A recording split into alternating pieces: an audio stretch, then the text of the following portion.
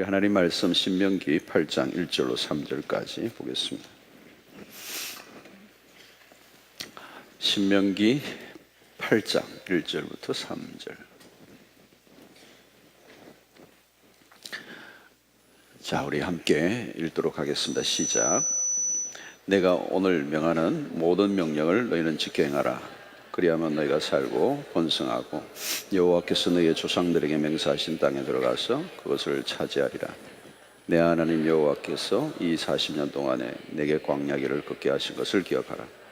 이는 너를 낮추시며 너를 시험하사 내 마음이 어떠한지 그 명령을 지키는지 지키지 않는지 알려 하심이, 너를 낮추시며 너를 줄이게 하시며 또 너도 알지 못하며 내 조상들도 알지 못하던 만나를 내게 먹이신 것은 사람이 떡으로만 사는 것이 아니요 여호와 입에서 나오는 모든 말씀으로 사는 줄을 내게 알게 하려 하심이니라.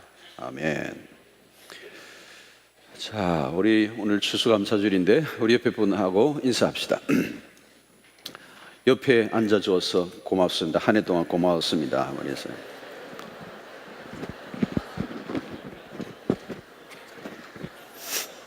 형제님이 옆에, 자매님이 옆에 안 앉았으면 우울증에 걸릴 뻔했습니다.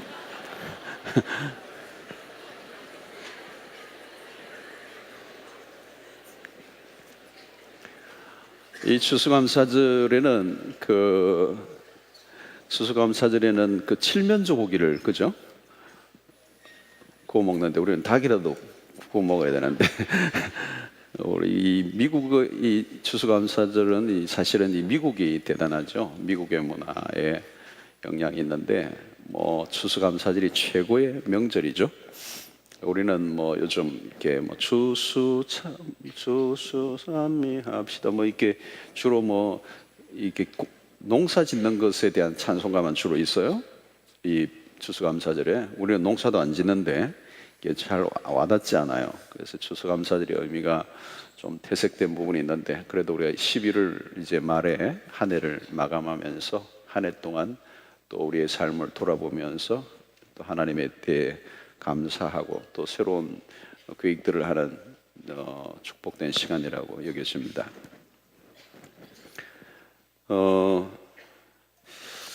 자, 오늘 감사에 대한 메시지인데요. 감사는 쉽지 않아요. 우선 쉽지 않아요. 감사가 생각보다 쉽지 않아요. 이게 감사의 삶을 사는 것은 신앙의 탑 레벨에 있는 거예요. 굉장한 탑 레벨. 감사하는 삶을 산다. 바울이 데살로니가전서 5장 18절에서 범사에 감사하라라고는 그 말은 탑 레벨에 있는 거예요. 탑 레벨. 우리의 신앙의 고지예요, 고지. 우리가 그 고지로 이제 가야 되는 거죠. 쉬우면은 얘기할 것도 없어요. 근데 아주 어려운 거예요. 굉장히 어려운 거예요.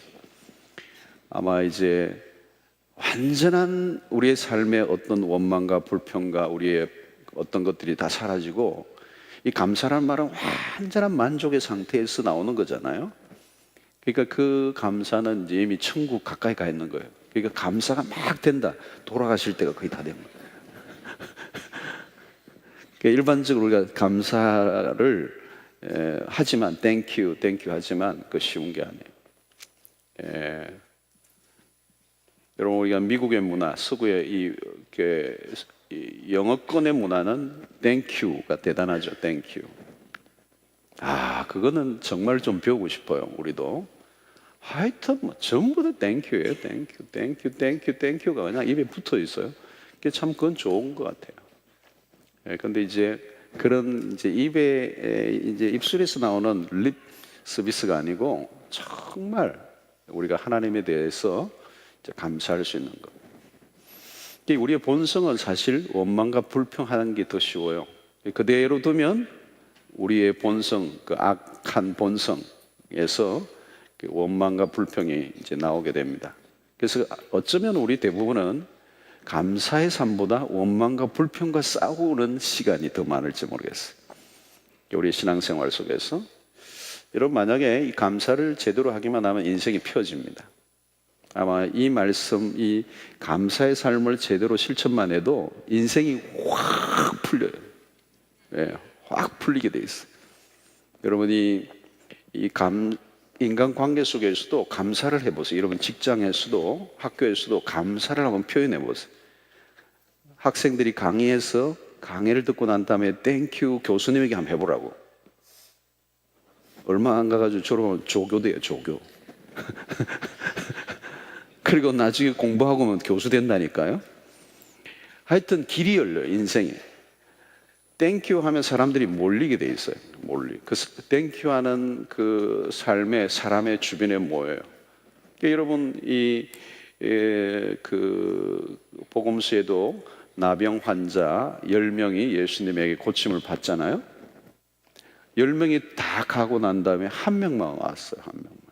한 명만 예수님에게 땡큐를 했다고요. 그러니까 10%만 반응한 겁니다. 90%는 반응하지 않았어요.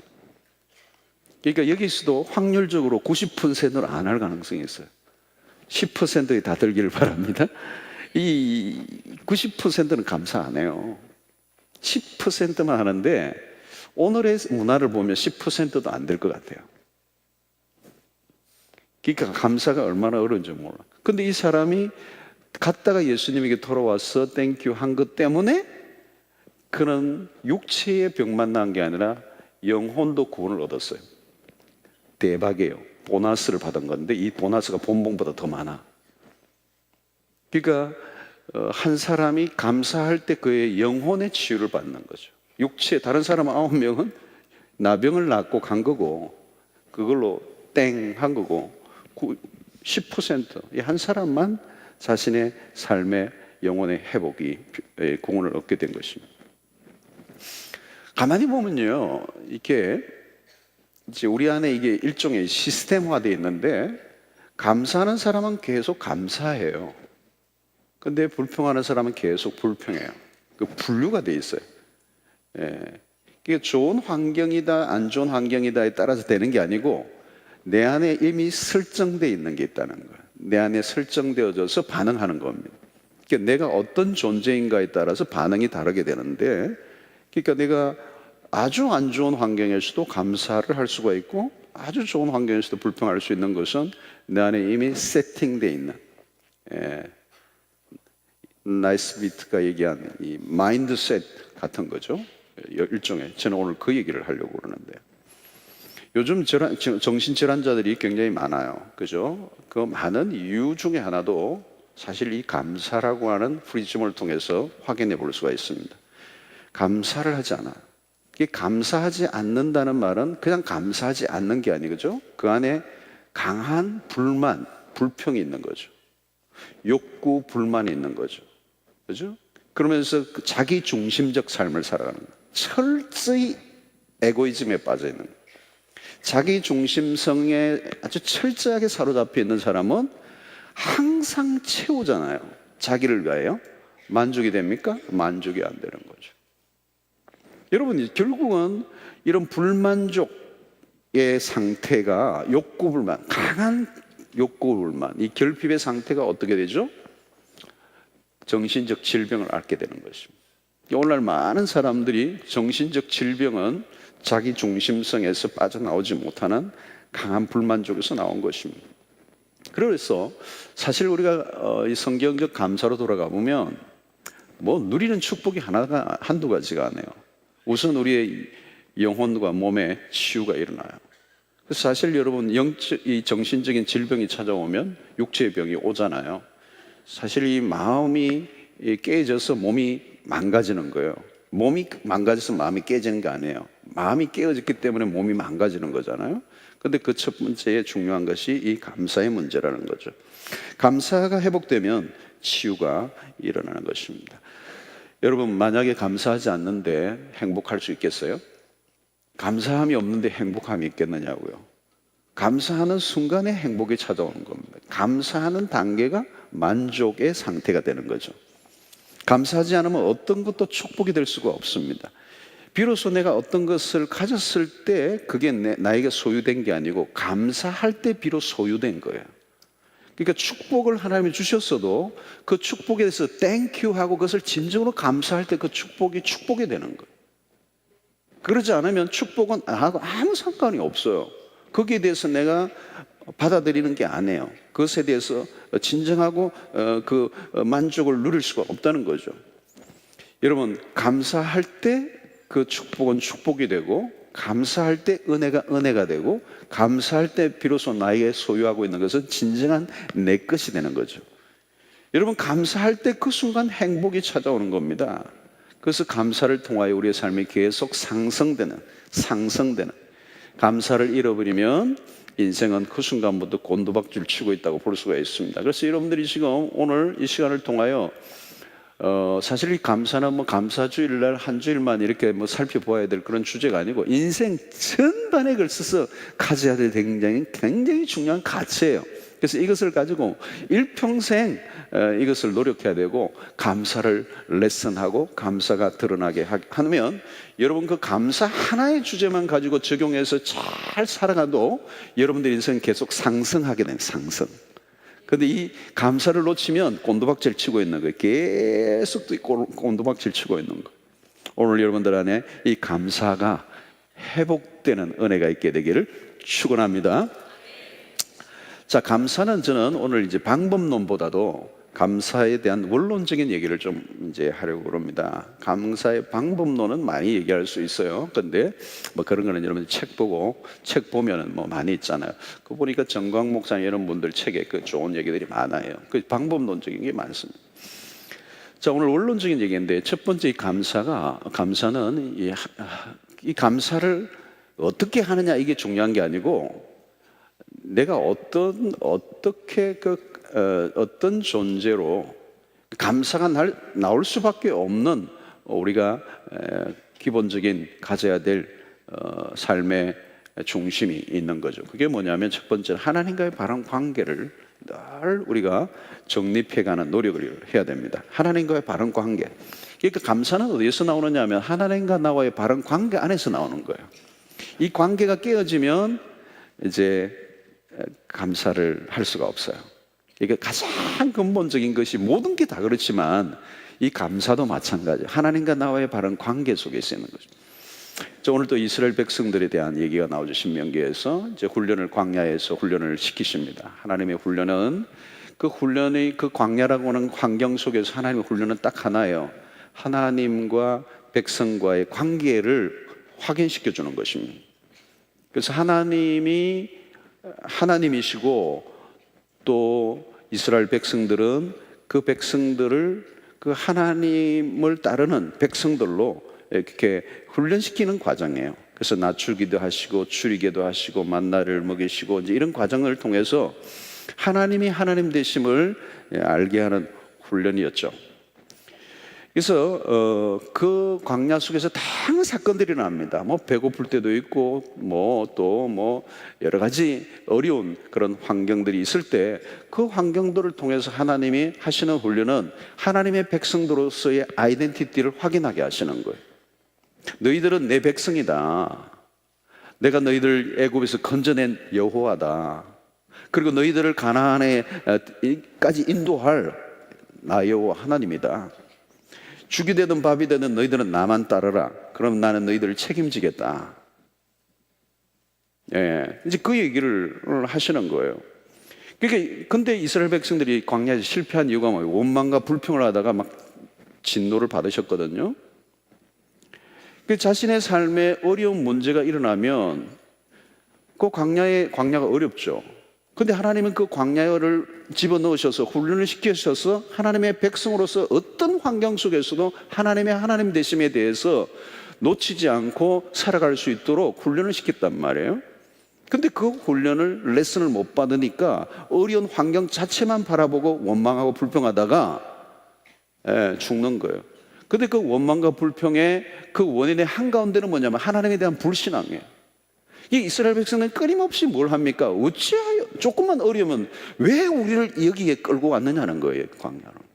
하나님의 목적은 가나안으로 데려가기 위해서 그 포로된 자리에서 끄집어냈는데 조금만 이렇게 하면 훈련 안에 들어오지 않고 원망과 불평하면서 뭐 고기를 나라는 둥, 옛날에 노예 생활할 때가 훨씬 더 좋았다는 둥, 그때는 가끔 뭐 이빨에 낀 게 있었다는 둥, 뭐 이렇게 했잖아요.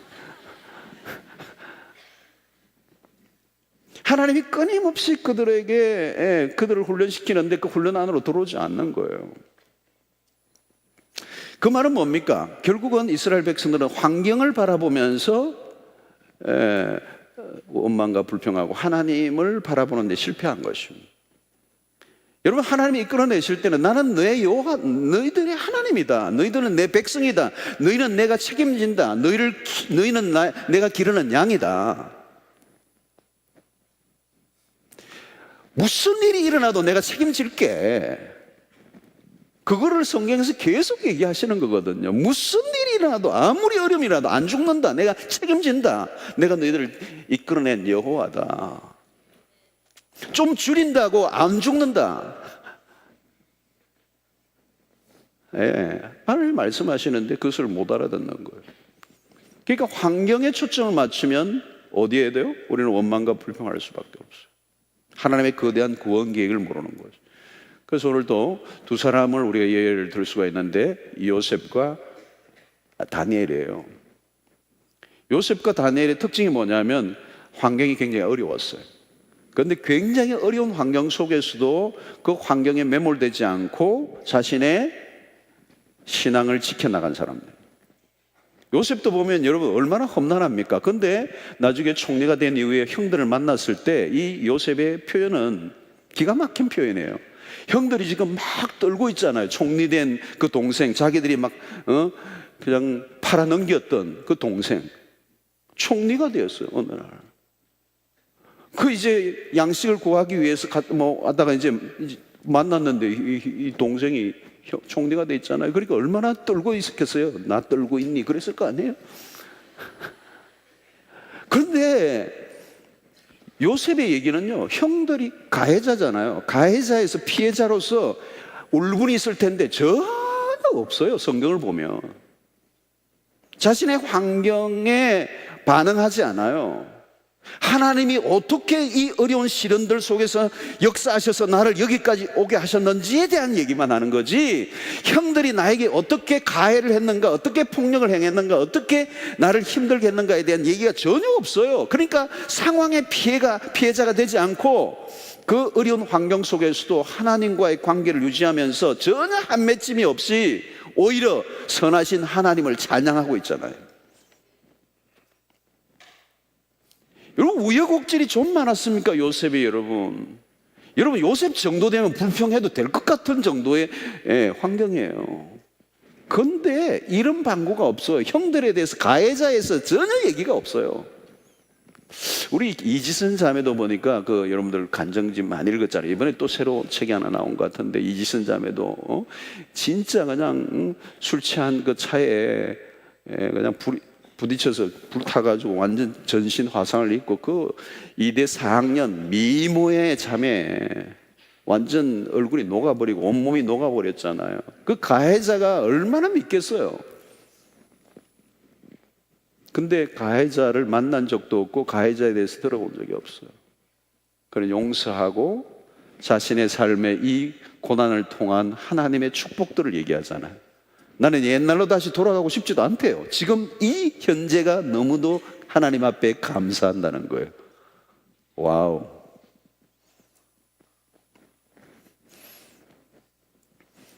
하나님의 구원의 큰 계획을 가지고 당신들 먼저 나를 이곳으로 옮기셨다.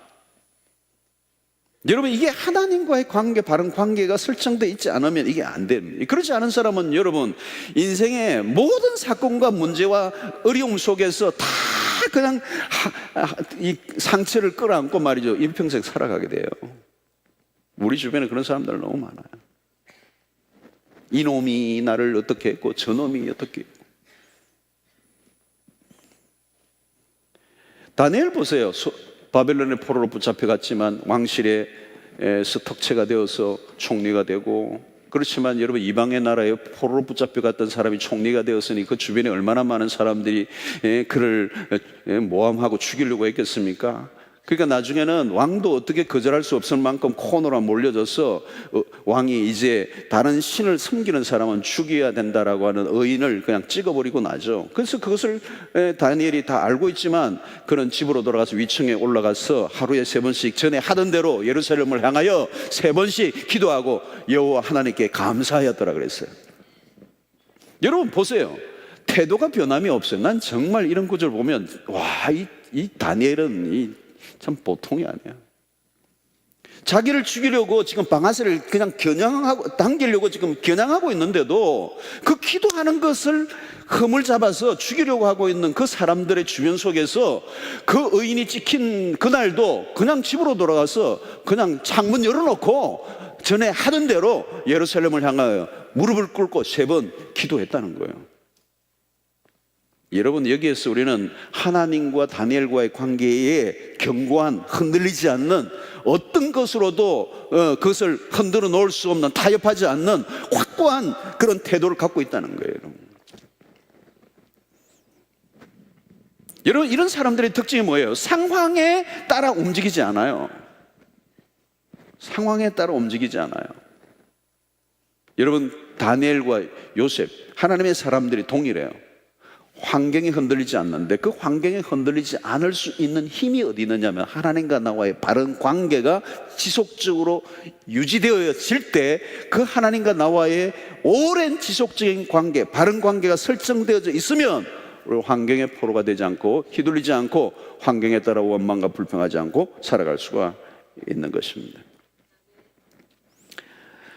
저는 다니엘의 세 친구도 마찬가지라고 생각해요. 극렬히 타는 불 속에 던짐을 받게 되었을 때 그리 아니하실지라도 신앙은, 이 멋있는 거 아니죠. 하나님을 위해서 우리가 살면 하나님이 나를 건져주실 수도 있지만 하나님이 나를 건져주시지 않고 내가 불 속에 다 죽는다 할지라도, 그리 아니하실지라도 하나님은 하나님이시고 나는 여전히 하나님을 섬기겠습니다. 여러분, 하나님의 백성으로서의 정체성이라고 하는 게 뭐냐면, 하나님이 나의 하나님이 되시면 그 하나님은 언제나 선하시고 그 하나님은 언제나 나의 편이 되시고 그분은 전능하시고 그분은 내 인생을 책임져 주실 것이라고 하는 담대함이 우리에게 있어야 되는 거예요. 그때 우리에게 일어나는 어떤 상황과 문제 앞에 휘둘리지 않고 당당하게 하나님의 백성으로서의 정체성을 유지하면서 살아갈 수가 있는 거예요. 조금 어려움이 온다고 그냥 나를 죽이실 거예요 막 기도할 때도 보면 그런 경우가 많죠, 여러분. 이스라엘 백성들은 광야를 지나는 동안에 이 원망과 불평을 늘어놓으면서 실패를 했어. 하나님이 그들의 조상이 알지 못하는 만나를 먹게 하시고 독특한 방식으로 그들을 인도하셨음에도 불구하고 그들은 원망과 불평을 하며 실패를 한 것이죠. 여러분, 우리의 삶에 어떤 일이 일어난다 할지라도 하나님을 믿고 순종할 것인가의 싸움은 오늘 우리의 인생 가운데 계속되는 것입니다. 나에게 어떤 일이 일어나도 선하신 하나님을 믿고 따를 때만이 감사의 삶을 살 수가 있는 것입니다. 하나님이 나를 부르신 분이라면 나를 책임져 주실 것이라고 하는 믿음을 가져야 돼요. 그게 하나님과 나와의 관계 속에서 이루어져야 되는 것이죠. 여러분, 우리가 하나님의 백성으로의 정체성을 잃어버리지 말아야 돼요. 조금 힘들다고 원망과 불평을 쏟아놓아서는 안 된다는 거예요. 그 일이 힘든 일이냐 안 좋은 일이냐의 문제가 아니라 그 일이 하나님 안에서 허용된 일이라면 하나님은 그 일을 통하여 무엇인가 역사하실 것이고 그 하나님은 선하신 분이고 내 인생 가운데 놀라운 일을 행하실 것이라는 것을 믿기 때문에 우리는 하나님에 대해서 어떤 경우에도 원망과 불평을 하지 않고 감사로 반응할 수가 있는 것입니다. 할렐루야. 두 번째는, 감사는 우리의 마음의 변화를 통해서 일어나는 것입니다. 하나님이 우리의 마음의 관심을 많이 갖고 계세요. 오늘 3절에서 2절에서도 너를 시험하사 내 마음이 어떠한지 그 명령을 지키지 않는지 알려 하십니다. 하나님이 관심이 이스라엘 백성들의 마음에 있었어요. 제가 굉장히 좋아하는 구절 중에 잠언 4장 23절이 있는데, 모든 지킬 만한 것 중에 더욱 내 마음을 지키라. 생명의 근원이 이에서 남이니라. 여러분, 이 세상에 지킬 것들이 많지만 지킬 것 중에 지켜야 될 게 뭐냐면 내 마음이라는 거. 다 잃어버려도 마음을 지키면 잃어버릴 게 하나도 없어요. 마음을 잃어버리면 지킬 게 하나도 없어요. 여러분, 왜 이 마음을 지켜야 되느냐? 생명의 근원이 이에서 납니다. 와, 무슨 말이죠? 그러니까 죽고 사는 모든 게 이 마음에 달렸다는 거예요. 모든 생명의 근원이 마음에서 흘러나온다는 거예요. 마음이 건강하면요, 여러분 지금 마음이 건강한 상태에 있으면요, 걱정할 게 하나도 없어요. 풀리게 돼 있어요. 풀리게. 근데 마음이 병들어 있고 마음이 깨어져 있으면 뭐 주변이 아무리 삐까번쩍해도 소용없어요. 무너지고 있는 거예요. 무너지고 있는 거. 여러분, 이 기업 가든 뭐든 제일 먼저 무너지는 거는 마음이 무너져서 무너지는 거예요. 다른 게 무너져서 무너진 게 아니에요. 여러분, 오늘 우리가 정말 마음이 건강하게 이렇게 잘 정리되어 있고 관리되어 있다면, 여러분, 우리에게 어떤 일이 일어나도 우리는 바른 방향으로 바르게 반응할 수 있어요. 그러면 여러분, 우리의 인생은 굉장히 축복된 것이죠. 여러분, 외적인 행위가 아니라 모든 것은 마음으로부터 오는 것입니다. 몸은 마음을 따라가는 것이죠. 여러분, 오늘도 여러분들이 온 것은 마음이 있어서 여기 온 거지, 어쩌다 보니까 내 몸뚱아리가 여기 있네, 이런 게 아니잖아요. 여러분,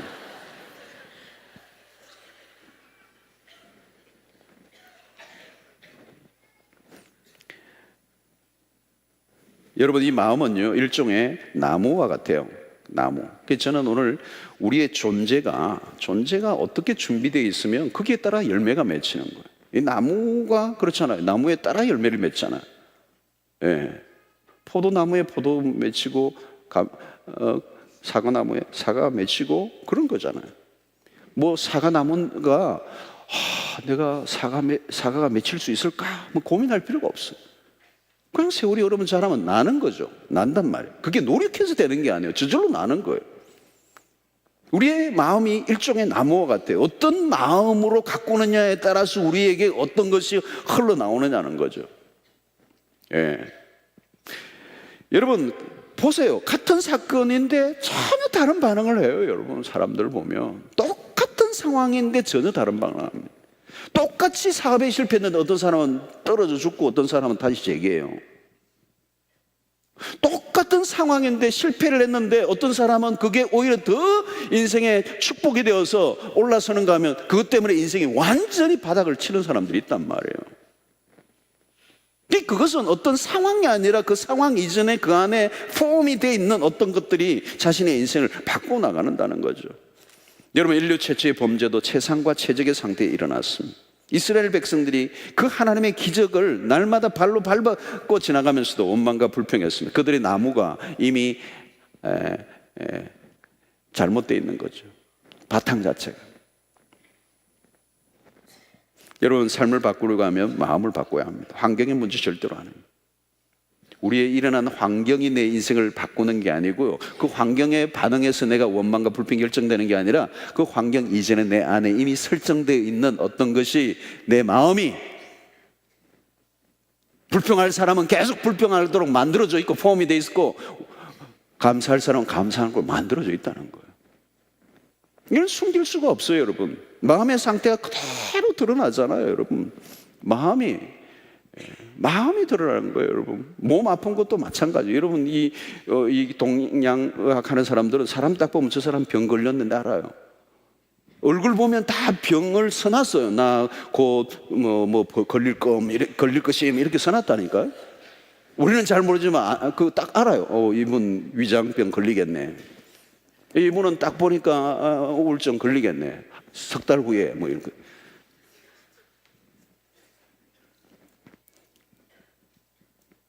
여러분, 오늘 겉모양이 아니라 근본적인 이 변화가 일어나야 되죠. 로마서 12장 2절에 보니까 너희는 이 세대를 본받지 말고 오직 마음을 새롭게 함으로 변화를 받아. 오직 마음을 새롭게 함으로 변화를 받아. 이거 굉장히 중요한 대목이에요. 우리의 신앙의 변화는 마음을 새롭게 하는 거예요. 마음을 새롭게 하는 거예요. 마음을 새롭게 하지 않으면 우리는 새로워질 수가 없어요. 근데 새로워져야 되는 것은 뭐냐면 뭐 교회를 새롭게 옮기면 새로워지는 게 아니고 옷을 새로 입으면 되는 게 아니고 마음을 새롭게 하는 거예요. 마음을 새롭게 함으로 변화를 받아. 이 변화를 받는다는 말이 굉장히 중요해요. 여러분, 우리 안에 트랜스포메이션이 일어나야 된다는 거예요. 이 변화라는 단어는 트랜스포메이션이에요.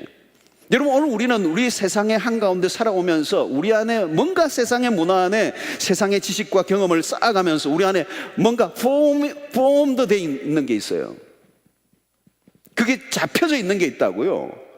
세상적 방식으로 반응하는, 하나님의 백성으로서의 반응하는 것들이 아니라 세상적 방식으로 살아온, 그래서 그렇게 반응하게 만드는 내 안에 폼이 되어 있는 게 있다고요. 근데 하나님의 복음이 우리 안에 들어오고 진리가 우리 안에 들어올 때 우리의 마음 안에 변화가 일어나서 그 폼되어 있는 것을 트랜스포메이션을 시키는 역사가 일어나야 된다는 거예요. 그 말은 뭐냐면 우리 내면의 변화, 마음의 혁명이 일어나야 된다는 거예요. 혁명이. 앉아서 흥분하지 말고 이 여자 갖다 놨는 사람들을 위해서 내가 이게 앉아서 했더니 또 인터넷으로 생방송 보는 분이 목사님 아프신가 봐 뭐 이런. 안 아픕니다. 제가 안 아픕니다. 다리 안 아픕니다. 이 인터넷 생방송이 나가가지고 앉으니까 조금 열정이 일어나야 되는데, 그죠? 자, 그러니까 여러분, 이 변화를 받는 게 이게 집중적인 작업이에요. 그래서 우리가 훈련받는 게 뭡니까? 전부 다 이 트랜스포메이션을 위해서 훈련을 받는 겁니다. 그래서 좀 뭐 교회 안에 있는 여러 가지 프로그램에 참여하는데 그게 그 모양을 바꾸는 게 아니에요. 뭐 그거 해가지고 뭐 하겠어요, 여러분? 우리 내면의 혁명이죠. 그래서 여러분, 요한복음 15장이 굉장히 중요한 책이잖아요. 요한복음 15장, 포도나무와 가지와의 비유에 우리가 가지라는 말이죠. 포도나무는 주님이시고 농부는 하나님이시다. 우리는 가지가 포도나무에 붙어있는 작업을 하는 거예요. 붙어있는 작업. 나는 포도나무에 너는 가지라. 그가 내 안에 내가 그 안에 거하면 사람이 열매를 많이 맺나니. 우리가 포도나무 대신 그리스도에게 접붙임을 받는 그런 작업이 일어날 때, 그리스도와 내가 하나가 되는 연합이 일어날 때 우리 안에 우리가 어떤 의도적으로 하지 않아도 포도나무의 가지에 접붙임을 받았기 때문에 포도 열매가 저절로 맺힌다는 거예요. 그러니까 여기에는 우리가 철저하게 접붙임을 당하는 그 주님에게 붙어있는 작업이에요. 이건 방법의 문제가 아니에요. 방법의 문제. 그러니까 감사한다, 이게 무슨 방법으로 될 일이 아니고 본질적인 주님과 나와의 관계, 주님 포도나무 되시는 거예요. 그 시간 통해서 마음의 변화들이 난다는 거예요. 골로새서 2장 7절도 그 안에 뿌리를 박으며 세움을 받아 교훈을 받은 대로 믿음에 굳게 서서 감사함을 넘치게 하더라. 이게도 마찬가지예요. 그 안에 뿌리를 박으며 예수 그리스도에게 뿌리를 받는 거예요. 뿌리를 내리다 보면 그 뿌리를 내린 그 뿌리에서 변화된 마음에 이제 변화된 마음이 찾아오면서 감사가 넘치게 된다는 거예요.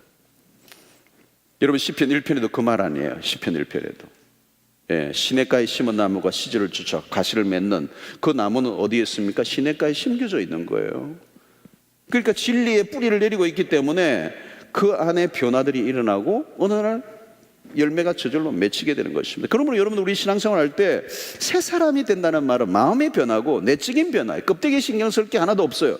계속해서 우리의 마음을 돌아보는 여러분, 마음이 깨어져 있는 사람들이 있어요. 깨어진 사람들 어때요? 여러분, 우리 주변에서 사람들과 관계할 때 미움이 찾아온다. 이게 마음이 깨어져서 일어나는 겁니다. 친구가 잘 되는데 시기가 일어난다. 깨어졌어요, 마음에. 친구가 잘 되면 박수를 쳐줘야 그건 마음이 안 깨어지고 보존된 겁니다. 간수가 잘 된 겁니다. 내보다 더 예쁜 자매가 친구로 왔는데 웰컴하고 너무 귀하다 그러고 하면 마음이 괜찮은 거예요. 왜 이런 애가 왔을까 이러면서 막 경쟁자로 여기고 말이죠. 막 괜히 막 딴 그룹으로 보내려고 하고 이 마음이 완전히 깨진 상태거든요.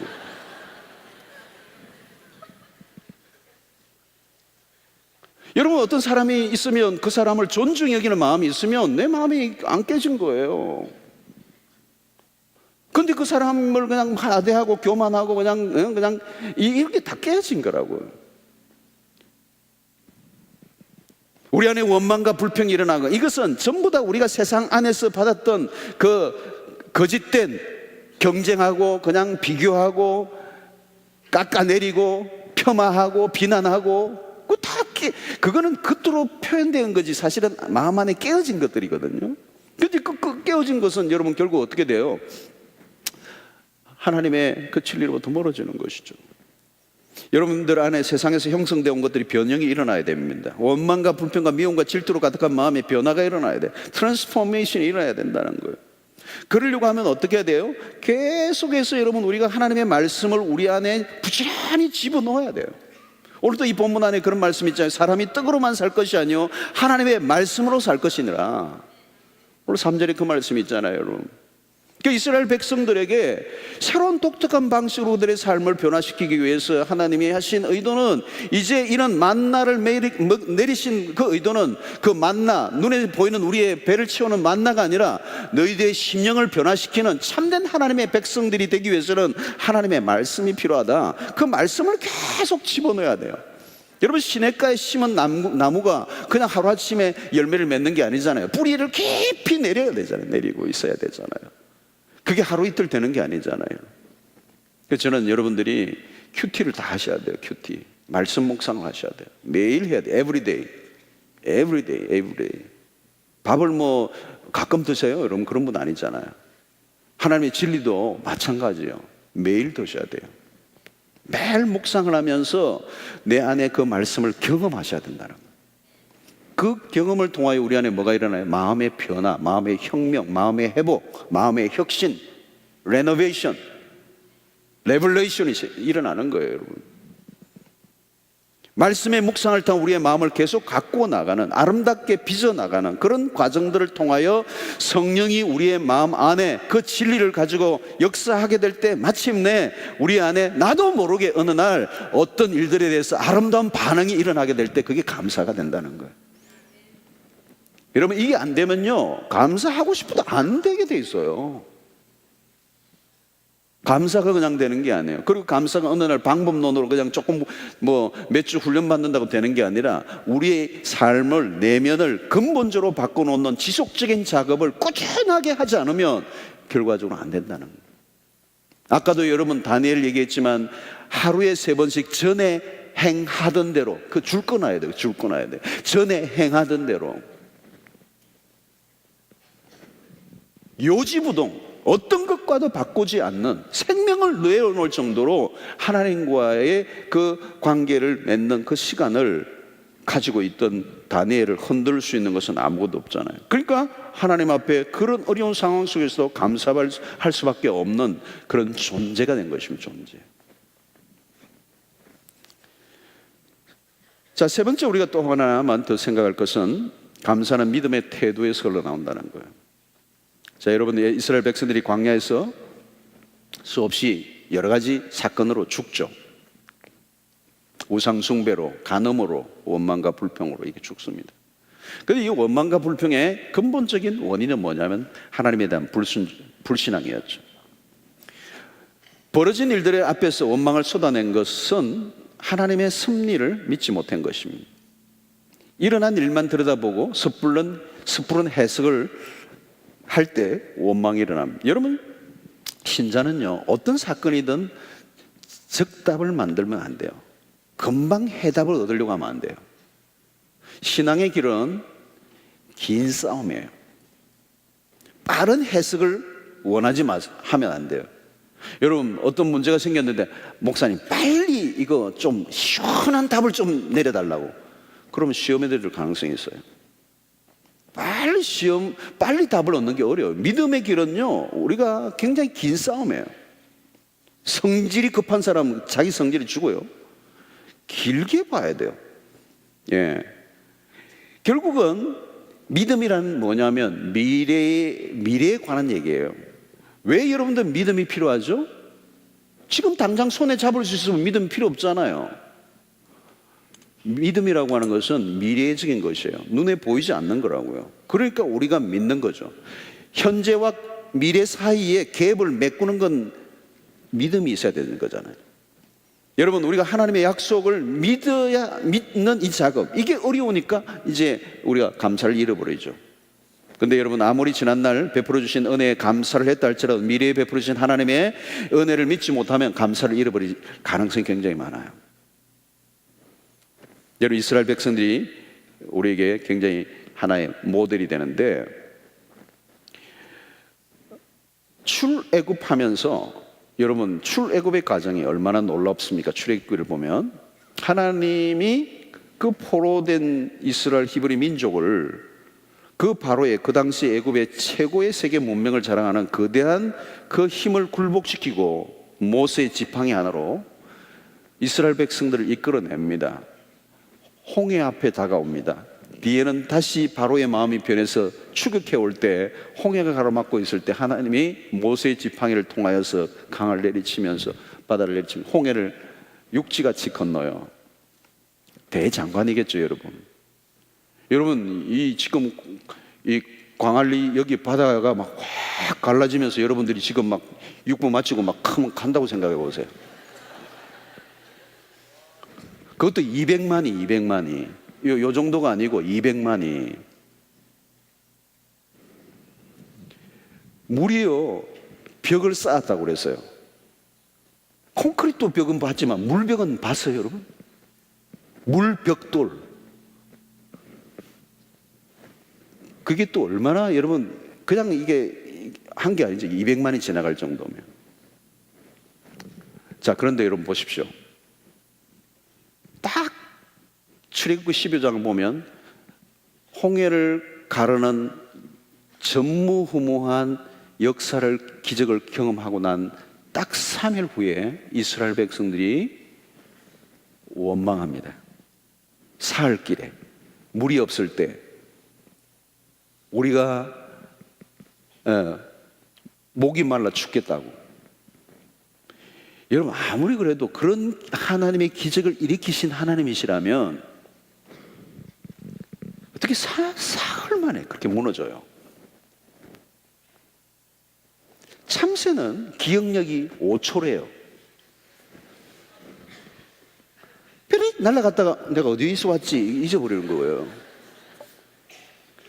인간은, 성경에 나오는 인간은 사흘이에요. 사흘, 기억력이. 오늘 설교의 마무리예요. 마무리. 이게 뭐냐면 오늘 설교의 핵심이에요. 우리가 여러분이 추수감사절이 되어서 하나님 앞에 감사할 때 주로 패턴이 뭐냐면 지금까지 베풀어 주신 은혜에 대한 감사예요. 오늘 추수감사절 헌금도 그냥 막 모아놓은 돈을 그냥 다 먹고. 우리 원로 목사님 보니까 이 옛날부터 추수감사절을 헌금을 위해서 평소에 저축을 해오세요. 그래가지고 추수감사절을 정말 온전히 바치는 거 참 대단하죠. 그거 본받아야 될 거예요. 여러분, 정말 감사하다고, 감사해서 정말 지금까지 에베네셀 하나님 지금까지 인도하셨네 막 이래가지고 헌금도 많이 내고 오늘 막 너무 감사해서. 근데 내일 아침에 가다가 그냥 교통사고가 났다든가 막 그냥 뭐 어디 넘어졌다든가 막, 하나님이 어제 헌금했는데 어제 그렇게 감사했는데 오늘 이러시기에요? 여러분, 우리가 과거에 대한 감사해야 돼요. 그거 해야 돼요. 안 하면 안 되죠. 근데 거기에 머물러 있으면 안 된다는 거. 과거에 감사한 것으로 끝나는 게 아니고, 여러분, 우리는 아무리 과거에 감사할 것들이 많았어도, 과거에 기가 막힌 하나님의 역사를 체험했어도 오늘 현실에 찾아오는 어려움 앞에 무너지는 사람이 한두 명이 아니에요. 옛날에는 굉장한 역사를 해주셔서 감사하고 너무 놀라운 하나님이라고 했지만 오늘의 현실의 삶이, 어려움이 지속되면 모두가 원망과 불평으로 바뀌어버린다는 거예요. 이스라엘 백성들의 실패가 그거예요. 그들은 발로 밟으면서 역사에 없는 기적을 수도 없이 체험했지만 그들의 삶에 조금만 어려움이 와도 사흘 못 가고 원망과 불평을 쏟아내는 그 백성들, 그게 오늘 우리의 모습일 수도 있다는 거예요. 그러므로 오늘 우리에게 중요한 것은 뭐냐면, 믿음이 왜 필요하냐면, 오늘 이전에 받은 은혜가 아무리 크다 해도 앞으로 베풀어 주실 은혜가 더 크다는 사실을 믿어야 된다는 거죠. 그것이 우리의 믿음의 근거예요.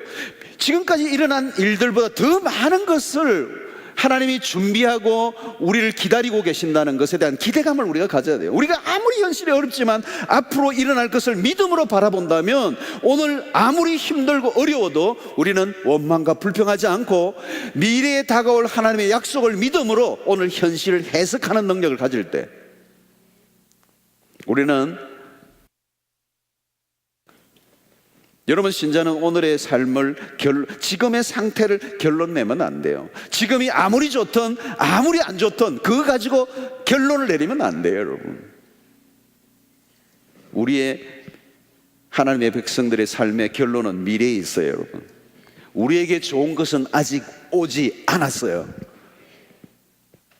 이스라엘 백성들이 놓친 게 뭐냐면, 그들은 삶에 역사하셨던 그 하나님이 애굽에서 출애굽시키시고 홍해를 가르게 하셨던 하나님이라면 어떤 어려움이 온다 할지라도 궁극적으로 승리케 해 주실 것이라고 하는 약속을 믿었어야 되는데, 그 하나님의 큰 구원 계획을 놓쳐버리고 현실에 주어진 어려움에 그냥 주저앉아 버렸다는 말이에요. 여러분, 오늘 추수감사에 헌금을 했다 할지라도, 감사를 많이, 오늘 에베네셀 하나님을 100번 불렀다 할지라도 내일 우리의 삶에 어떤 어려움이 다가올지 우리는 nobody knows. 그러나 나의 삶에 어떤 어려움이 온다 할지라도 내가 원망과 불평을 쏟아내지 않을 것은 그 일을 통하여, 그 어려움들을 통하여 하나님은 더 장래 우리에게 주어질 약속을 바라보게 하시고 믿음을 갖게 하시고 기대하게 하신다는 말이죠. 그래서 여러분, 바울이 말씀한 범사에 감사라는 이 말은 뭔가 하면, 믿음으로 살아가는 사람들에게 가능한 얘기예요. 오늘 현실의 범사에 감사라는 말은 우리의 삶의 현실에 좋은 일들이 일어나기 때문에 감사라는 것은 절대 아니잖아요. 어떤 일이 일어나든 상관없이 미래에 다가올 하나님의 그 약속들을 믿는 믿음을 가진 사람들은 오늘 우리에게 일어나는 일들을 재해석할 수 있는 것. 그게 요셉의 삶이고 다니엘의 삶이에요. 요셉의 삶에 그에게 일어나는 어려움들이 일어났지만 미래의 약속을, 하나님의 큰 계획을 그가 바라보았기 때문에 그런 원망 불평하지 않고 자신의 주어진 환경 앞에 최선을 다할 때 하나님이 그 요셉이라는 한 인물을 하나님의 이스라엘의 구원의 계획에 놀라운 그런 사람으로 사용하셨다. 여러분, 이전에 대한 감사하는 것으로 끝나지 말아야 돼요. 우리의 감사는 미래에 대한 감사예요. 그래서 믿음으로 가능한 것입니다. 어떤 것도 우리의 삶에 하나님이 축복으로 바꿔주실 것이라고 하는, 그래서 과거에 대한 감사를 할 때 그 감사는 내 미래에 대한 믿음을 강화시켜주는 작업이에요. 하나님이 이렇게 역사하셨던 그 하나님에 대한 감사를 하다 보면, 이 하나님은 미래에도 나를 이렇게 인도해 주시겠다라고 하는 믿음이 더욱더 강화되게 될 때, 그 강화가 믿음이 되면 될수록 우리는 감사가 더 깊어지죠. 어떤 일도 감사할 수 있는 거죠. 그 미래를 믿음으로 바라보면서 현실을 바라보니까 오늘 우리에게 찾아오는 어떤 일도 감사의 관점으로 재해석되는 거예요. 그러면 환경의 포로가 되지 않고 우리는 더욱더 감사의 삶을 살아갈 수가 있게 되는 것입니다. 여러분, 과거의 기억에 의존한 감사로 끝나는 것이 아니라 미래에 행하실 하나님의 역사를 기대하며 감사할 수 있게 되기를 바랍니다. 우리 앞에 무슨 일이 닥칠지 몰라요. 그러나 분명한 것은 하나님은 선하시고 신실하신 분이시고 어제 역사하셨던 하나님은 오늘도 역사하시고 내일도 역사하실 것입니다. 우리의 인생을 결정하는 것은 우리의 손에 있는 게 아니라 이스라엘 백성의 그 모든 운명은 하나님의 손에 있다는 사실을 우리가 이해하고, 오늘 우리의 인생도 우리의 일들에 의해서 결정되는 게 아니에요. 역사의 모든 우리의 인생 헤게모니는 하나님이 쥐고 계십니다. 그래서 여러분 이제는 좀 왕배짱을 좀 가지셔도 돼요. 뭐 이런 일이 생겨도 저런 일이 생겨도 뭐 그냥 그래 죽여라 그러고 그냥 가는 거예요. 난 하나님이 내 편이시다. 뭐 복잡하게 생각할 것도 없어요. 그러므로 여러분 일어난 상황에 따라 반응하지 말고 하나님과 평소에 견고한 관계를 유지하셔야 돼요. 이게 중요해요. 그 감사는 그냥 뭐 어느 날 갑자기 그냥 톡 튀어나오는 게 아니란 말이에요. 하나님과 건강한 관계를 유지해야 돼요. 그리고 환경을 바꾸려고 하지 말고 마음의 변화를 지속적으로 노력해야 돼요. 예, 간단한 방법론을 제가 가르쳐 드린 게 아니에요. 그런 건 없어요. 마음의 변화를 위하여 지속적으로 노력해야 돼요. 그러기 위해서는 인풋, 계속 하나님의 진리를 내 안에 인풋해야 돼요. 그게 뿌리를 내리는 거죠, 시냇가에. 그러면 그 가지가 포도나무에 붙어 있는 그 시간만큼이나 내 안에 내면에 혁명이 일어나고 내 세상으로 인하여 폼됐던 것들이 하나님의 말씀으로 트랜스포메이션이 일어나게 될 때 우리는 감사의 나무가 되는 거죠. 마치 향나무는 어디를 잘라도 향나무 냄새가 나는 것처럼 우리의 삶에 어떤 사건이 일어나도 우리는 감사가 토에 내어질 수밖에 없는 존재가 되는 거예요. 뿐만 아니라 과거의 일에 감사로 끝나는 게 아니라 미래를 바라보는 믿음으로 현재의 삶을 재해석할 수 있기를 바라고, 오늘에 일어난 어려움에 파묻히지 말고 믿음으로 미래를 바라보는, 하나님의 약속을 바라보는, 궁극적으로 승리케 해주실 그 하나님을 바라보는 믿음으로 사셔서 여러분들 안에 있는 원망과 불평이 다 사라지고 always 언제나 감사하는 여러분들 되시기를 축원합니다. 에베네셀 하나님, 우리가 찬양합시다. 그 한번 부르고 우리 기도하고 나아가겠습니다.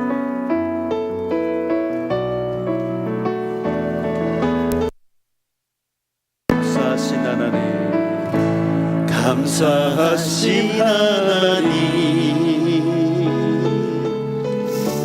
에베네셀 하나님, 살아계신 하나님, 살아계신 하나님, 에베네셀 하나님, 띄워주세요. 여기까지 인도하셨네. 여기까지 인도하셨네. 감사하신 하나님,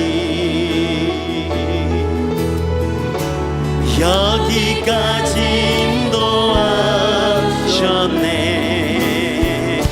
살아계신 하나님, 감사하신 하나님, 에베네셀 하나님, 살아계신 하나님, 에베네셀 하나님, 장래에도 인도하시리. 장래에도 인도하시리. 감사하신 하나님, 장래에도 인도하시리. 살아계신 하나님, 살아계신 하나님,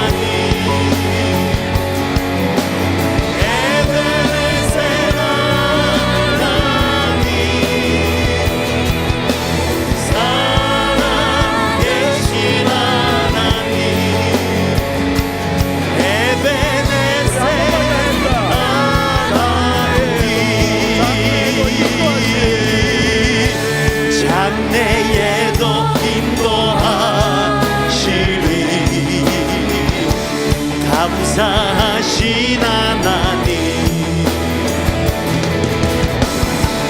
장래에도 인도하시리 살아계신 하나님 감사하신 하나님 에베네셀 하나님 살아계신 하나님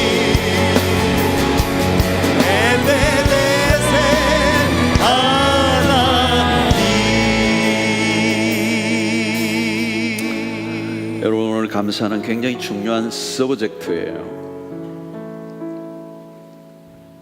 이 감사는 키워드예요. 우리 인생을 푸는 키워드예요.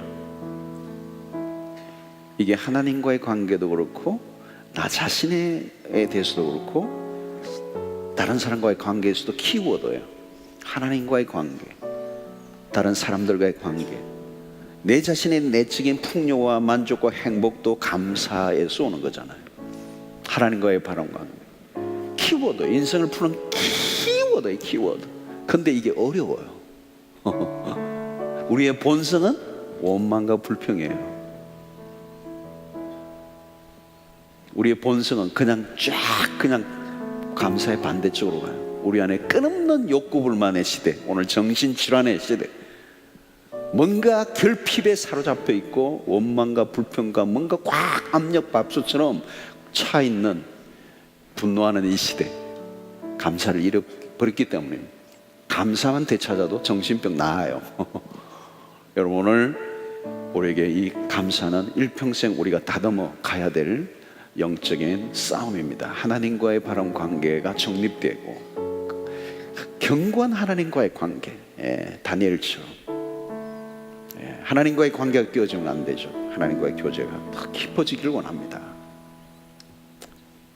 또 우리의 마음의 변화, 지속적으로 내 마음이 깨어지지 않고 마음의 변화를 일으켜야 돼요. 트랜스포메이션이 일어나 마음이 새롭게 되는, 그러기 위해서는 우리는 역시 하나님의 진리로 우리 안에 경험되어지는 끊임없는 인풋이 일어나요. 그리고 우리는 과거의 어떤 사건의 감사로만 머물러 있으면 우리는 어려운 환경이 오면 또 원망하고 불평할 수밖에 없어요. 어제의 기억력은 우리는 굉장히 짧아요. 그렇기 때문에 매일매일 닥치는 어려움 앞에 우리는 또 무너질 수 있어요. 그래서 우리는 믿음이 필요해요. 미래를 바라보는, 하나님의 약속을 신뢰하는, 절대적 하나님을 신뢰하는, 그리고 우리는 하나님의 백성으로서의 아이덴티티를 잃어버리지 않고 우리의 삶은 전국적으로 하나님의 손에 있다라고 하는 하나님의 구원의 큰 계획을 이해하고 믿음으로 살아가는 요셉과 같은 삶이 되어서 어떤 일들 속에서도 가해 피해자의 의식이 아니고 언제나 하나님의 백성으로서 하나님의 꿈을 이루어가는 그런 반응을 할 수 있는 여러분들이 되기를 바랍니다. 우리 말씀을 생각하면서 하나님의 결단하는 기도로 하나님 앞에 나아가도록 하겠습니다. 주여 한번 크게 외치고 기도하고 나아가도록 하겠습니다. 주여, 아버지 하나님, 아버지 바울 사도의 그 말씀처럼 아버지 범사에 감사하며 하나님 반응하는 하나님의 백성들 되기를 원합니다. 아버지 하나님, 우리의 삶의 환경 앞에 어떤 사건 앞에 반응하지 않게